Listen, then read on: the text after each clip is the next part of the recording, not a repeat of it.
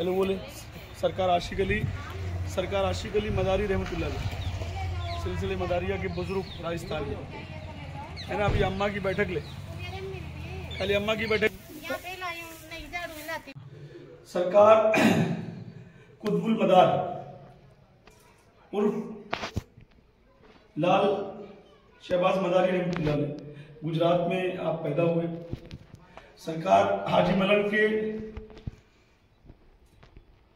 मुरीद भाइयों में से हैं।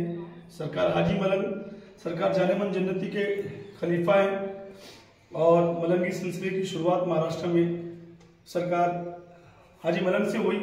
सरकार गुजरात में पैदा होकर राजस्थान के एक गांव गोपालपुर के बाजू में पंचायत मजारी मुकद्दस है और माशाल्लाह मोहसिन मियां मदारी जो यहाँ की देख रेख करते हैं। और हर बार मैं इंशाल्लाह जब भी आदमी आता हूँ उस सरकार की बारगाह में आता हूँ।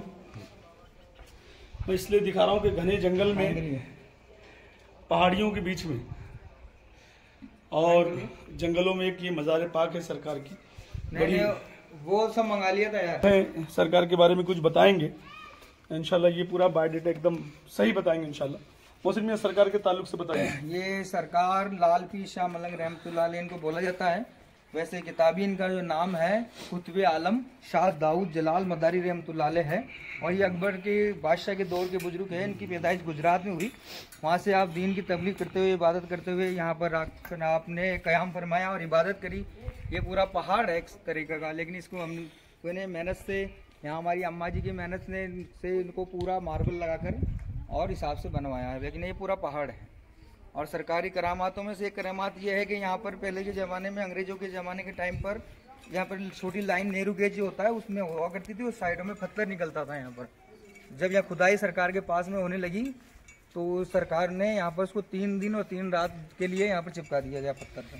जब उसने माफ़ी मांगी उसके बाद में उसे माफ़ी हुई और उसी दिन से लाइन वगैरह सब यहाँ से उठ गई। रेलवे की जो ट्रैक था छोटा नेहरू गेज वाला, और जब भी सरकार के बारे में सबको मालूम पड़ा लोग आने जाने लगे, अपनी मन्नताओं मांगने लगे और पूरा करने लगे। सरकार की न्याज में जो होता है लंगर में चूरमा दाल और बाटी का विशेष इस्तेमाल किया जाता है।